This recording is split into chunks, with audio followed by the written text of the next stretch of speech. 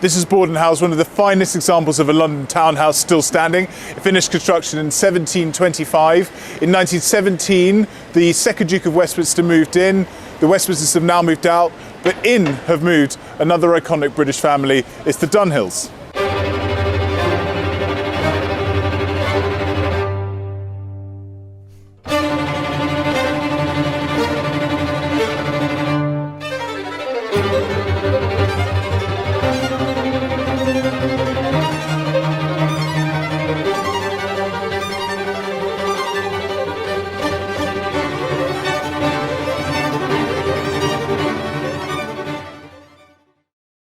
So the brand was founded in 1893, but Dunhill has been a sort of Mayfair stalwart since 1902 when they opened up here, and also a tobacco shop in St James's. But they didn't come to Bordon House until 2008. However, as you can see with the traditional and dedicated sort of Britishness of Dunhill, they fit so beautifully into what is ultimately one of the great expressions of British culture, which is the Great British Townhouse.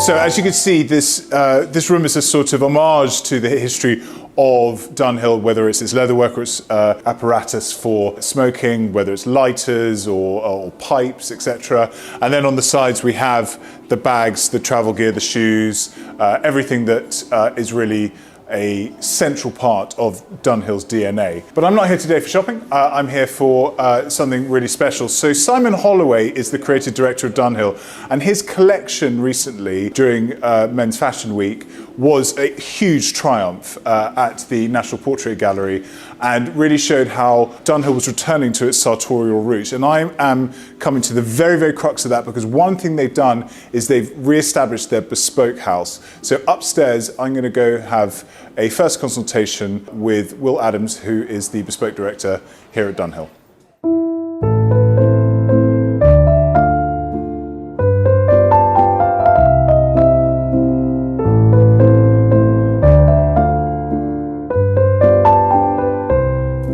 So we're upstairs at Bordon House at Dunhill, and I'm with Will Adams, who is the bespoke director at Dunhill. Will, good to see you. Nice to meet you. Now, we are here to talk about a new commission, and I am today going to go for a tuxedo. Now, for a little bit of background on the tuxedo. In 1865, Edward VII, also known as Dirty Bertie, my favourite of the post-Victorian kings, was bored of tailcoats, which was the standard evening wear for men, the kind of formal wear, so the white tie as we know it today. He decided he wanted to go more towards the trend that was leaning towards lounge suits, so thought I'll have what is the equivalent of an evening lounge suit.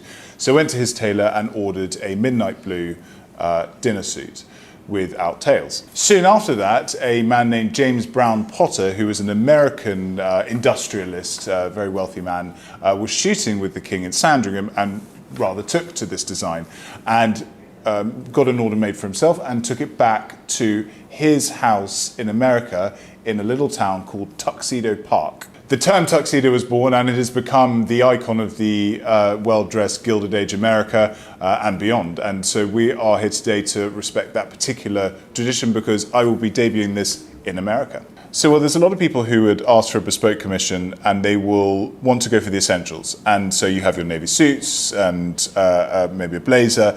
And I think a tuxedo falls into that category. So what and how do you direct people and guide them through that particular process of getting a tuxedo made? And if it's a traditional tuxedo, you're quite limited on choice and selection. Has to be midnight blue or black.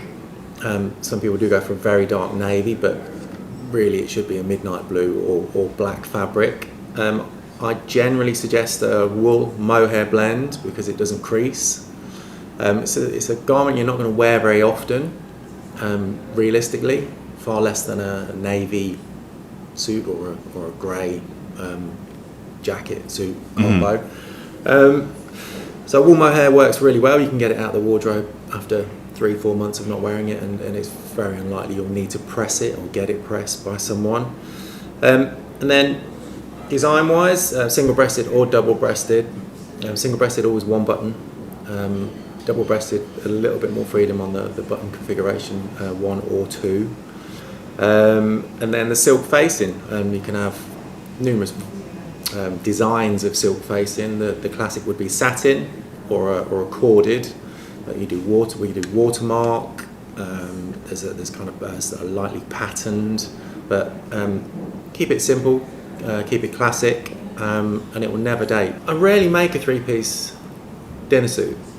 Generally speaking, someone will wear a cummerbund, which kind of acts as a vest. Yeah, basically, yeah. It has the silhouette of it, doesn't it? Yeah. Or they keep it just super clean with a bow tie and the dress shirt. It's I'd say out of every 30 I make, probably 1 is a 3-piece. Yeah. So they're quite it's quite not an unusual ask, but a rare one.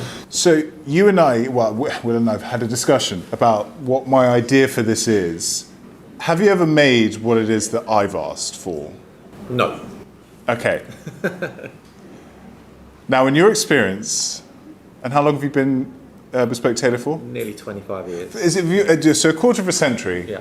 Would you consider my idea as correct, incorrect, or it doesn't really matter? In today's world, it doesn't really matter. Excellent, marvellous, and on we go.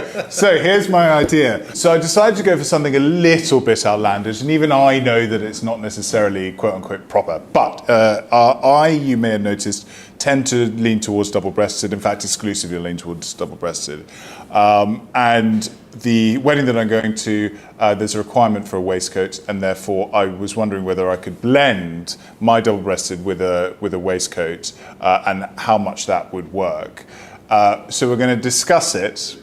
We're going to approach it with care, because it may not work. I just feel more comfortable in double-breasted, and I think that that's such a huge part of having something made bespoke, is that it really brings out the most confident version of you. And that's really the magic of a tailor, is that they somehow psychologically tap into what it is that you feel like you're going to look like when you leave and pick up the commission.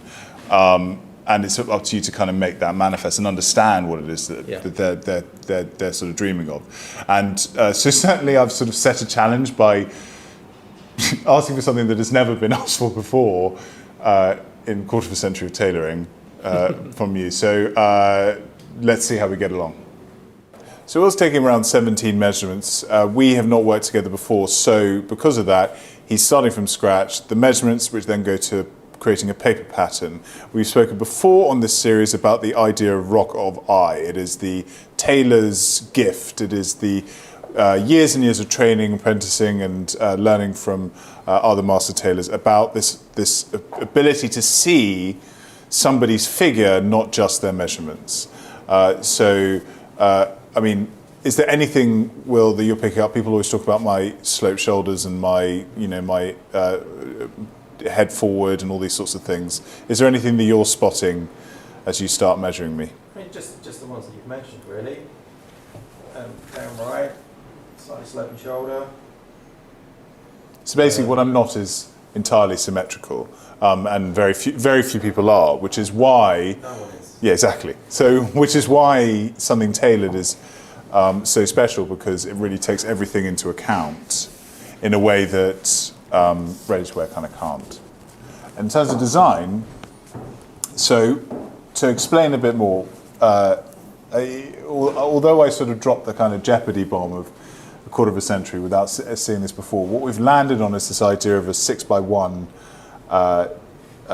double-breasted jacket for the dinner suit with a double-breasted waistcoat. So what that means is that when you open the jacket, it doesn't have as much fabric sort of falling away, and it kind of looks a lot neater. So you can still see the waistcoat, but I still kind of get my sort of double-breasted security blanket.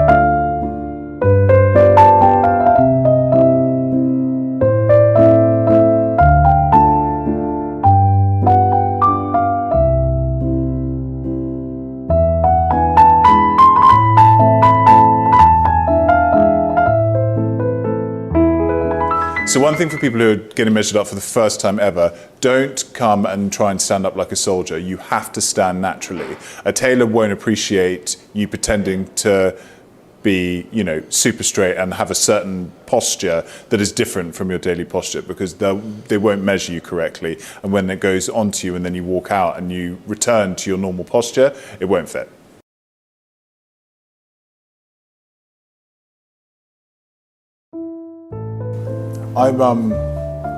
I'm injured. You notice? Tell you, that rubbish bin.